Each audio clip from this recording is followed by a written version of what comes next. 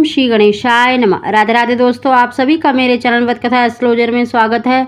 दोस्तों, आज की वीडियो में हम महालक्ष्मी व्रत, जिसे 16 गांठ धागे का व्रत भी कहा जाता है, उसकी व्रत कथा सुना रहे, पूजन विधि आपको बता रहे।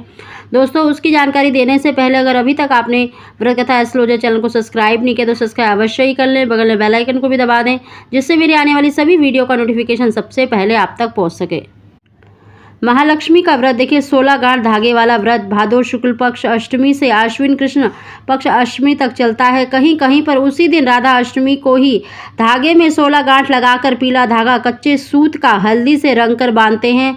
अश्विन अष्टमी को व्रत रखा जाता है। इस दिन स्नान से शुद्ध होकर व्रत रखा जाता है।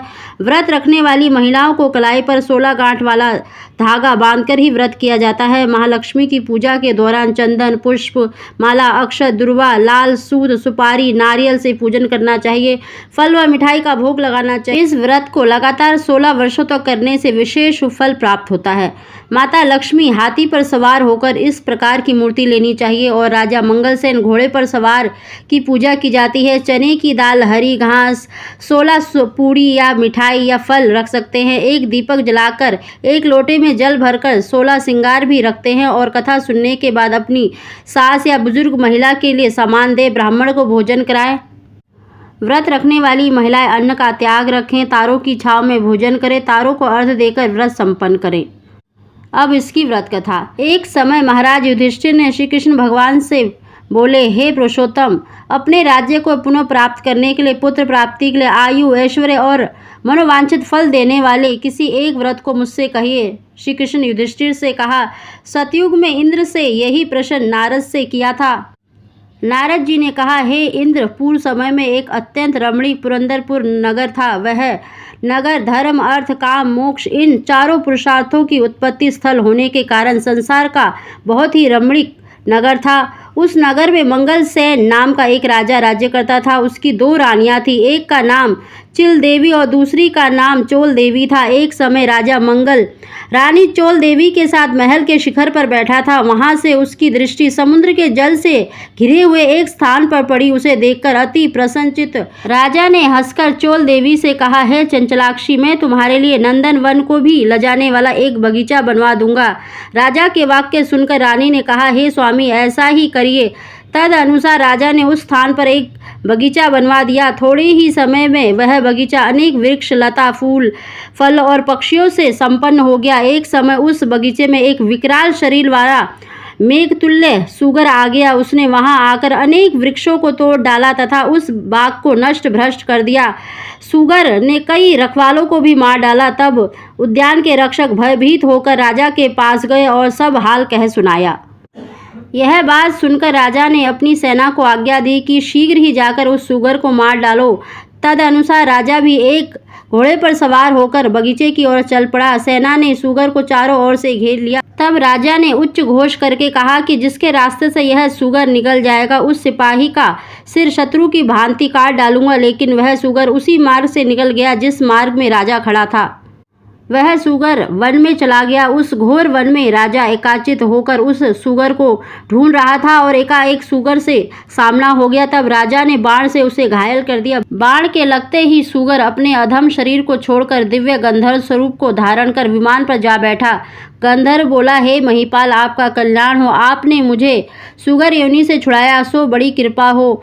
अब मेरा हाल सुनिए। एक समय ब्रह्मा जी देवताओं से घिरे बैठे थे और मैं उनको तरह तरह के गुणों से युक्त गीत सुना रहा था। गाते गाते मेरे ताल स्वर भटक गया और इसी कारण ब्रह्मा जी मुझ चित्ररथ को, गंधर्व को श्राप दे दिया कि तू पृथ्वी पर जाकर सुगर हो। जिस समय राजाओं का राजा मंगल तुझे अपने हाथों से मारेगा, उस समय तू सुगर योनि से छूटकर फिर से गंधर्व योनि को प्राप्त होगा। अतएव हे महीपते, मैं इस योनि में आया था। आज आपके हाथ से मरकर मैं सुगर योनि से छुटकारा पा गया। अब मैं प्रसन्न होकर देवताओं से भी दुर्लभ एक वर देता हूँ, उसे स्वीकार करिए। धर्म, अर्थ, काम तथा मोक्ष को देने वाला यह एक महालक्ष्मी व्रत है।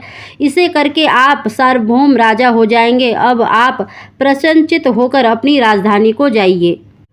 नारद जी कहते हैं कि चित्ररथ गंधर्व अंतर्ध्यान हो गया राजा मंगल। ज्यों ही चलने को हुआ त्यों ही एक ब्राह्मण दिखाई दिया। राजा ने ब्राह्मण से पूछा, तुम कौन हो, यहाँ किस लिए आए हो? ब्राह्मण बोला, मैं आपके राज्य का एक ब्राह्मण बालक हूँ तथा आपके साथ साथ ही यहाँ आया हूँ। मेरे योग्य कोई कार्य हो तो बताइए। राजा ने कहा कि आज से तुम मेरे मित्र हो। अगर यहाँ कोई जलाशय हो तो मेरे लिए थोड़ा सा जल ले आओ। बटुक राजा को एक बरगद के वृक्ष के नीचे बिठाकर स्वयं घोड़े पर सवार होकर जल लेने आगे चल दिया। थोड़ी ही दूर जाने पर उसे एक अति रमणीक तालाब दिखाई दिया, मानो स्वयं भगवान विष्णु या माता लक्ष्मी का निवास स्थान हो। वह तालाब स्वच्छ जल से भरा हुआ था, कमल पुष्पों से शोभित था।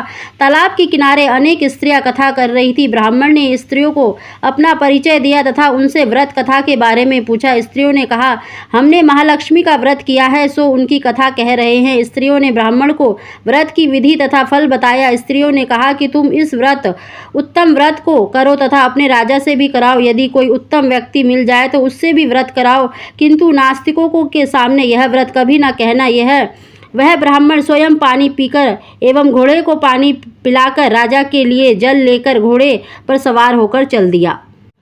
राजा को जल देकर उस व्रत का महत्व बताया और अनेक प्रकार की सामग्री एकत्रित करके राजा से व्रत कराया। वह राजा घोड़े पर सवार होकर ब्राह्मण के साथ अपनी पुरी के निकट पहुंचा। अपने राजा को आते देखकर नगरवासियों ने फूल मालाओं से उनका स्वागत किया। उस ब्राह्मण के साथ राजा मंगल अपनी पटरानी चोल देवी के महल में गया।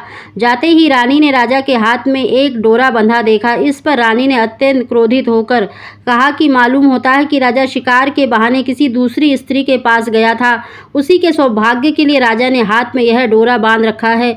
उसी का भेजा यह ब्राह्मण बालक भी मुझे देखने आया है।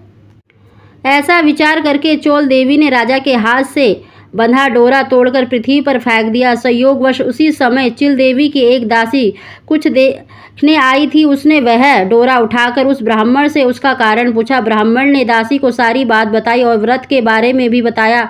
तब दासी ने चिल देवी के पास जाकर यह व्रत बताया और ब्राह्मण को बुलाकर विधिवत महालक्ष्मी का उत्तम व्रत व पूजन किया। 1 वर्ष बाद महालक्ष्मी के दिन चिल देवी के महल से गाने बजाने का शब्द सुना। यह शब्द राजा मंगल ने भी सुना। तब राजा को महालक्ष्मी का व्रत का ध्यान आया और वह ब्राह्मण से कहने लगा, अरे आज महालक्ष्मी जी का दिन है, मेरा वह डोरा कहाँ है? यह पूछने पर ब्राह्मण ने चोल देवी के द्वारा डोरा तोड़े जाने की बात बताई। यह सुनकर राजा चोल देवी पर कुपित हुआ और कहने लगा कि आज मैं चिल देवी के साथ ही पूजन करूंगा। तब राजा ब्राह्मण के साथ चिल देवी के महल गया।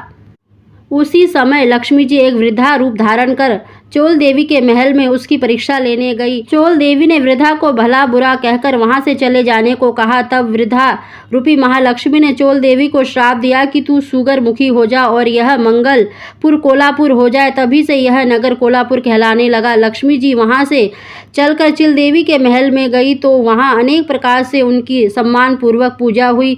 पूजन के बाद चिल देवी ने साक्षात लक्ष्मी जी का पूजन किया। तब लक्ष्मी जी बोली, मैं तुमसे पूर्णतः संतुष्ट हूँ, तुम जो चाहो वह वर मांगो। चिल देवी ने कहा, हे सुरेश्वरी, जो आपका उत्तम व्रत करे उसका घर आप कभी ना त्यागे तथा कथा पढ़े या सुने उनको भी आप मन वांछित फल दें। महालक्ष्मी जी तथास्तु कहकर अंतर्ध्यान हो गई। राजा ने भी चिल देवी के साथ पूजन किया और उसी समय ईर्षापूर्वक चोल देवी भी चिल देवी के यहाँ चली आई। जबकि द्वारपालों ने बहुत मना किया फिर भी वह एक न मानी और चोल देवी ने वहाँ का हाल देखकर न जाने क्या सोचा और अंगिरा ऋषि के यहाँ आश्रम में चली गई। ऋषि ने चोल देवी का कुरूप चेहरा देखकर उससे महालक्ष्मी का व्रत पूजन कराया। महालक्ष्मी जी के पूजन व व्रत के प्रभाव से वह दोबारा सुंदर स्त्री हो गई। किसी समय राजा ने शिकार खेलते हुए अंगिरा मुनि के आश्रम में सुंदर रूपयुक्त चंचल नैनों वाली स्त्री को उसे देखकर राजा ने पूछा कि यह दिव्य रूप धारिणी स्त्री कौन है।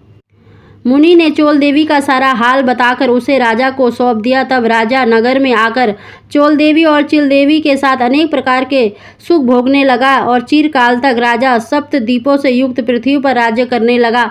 महालक्ष्मी के व्रत के प्रभाव से ब्राह्मण राजा का मंत्री बना। वह राजा पृथ्वी के समस्त सुखों को भोगता हुआ अंत में आकाश में नक्षत्र बनकर स्थित हुआ। हे इंद्र, धर्म काम मोक्ष की इच्छा से तुम भी इस व्रत को करो। इसके करने से महालक्ष्मी धन धान्य कीर्ति आयु यश पुत्र पौत्र आदि सब कुछ देती है। श्री कृष्ण युधिष्ठिर से बोले, हे युधिष्ठिर, नारद जी द्वारा कहा गया यह व्रत इंद्र ने किया, आप भी इस व्रत को करें तो अवश्य ही मन वांछित फल की प्राप्ति होगी। बोलो महालक्ष्मी जी की जय।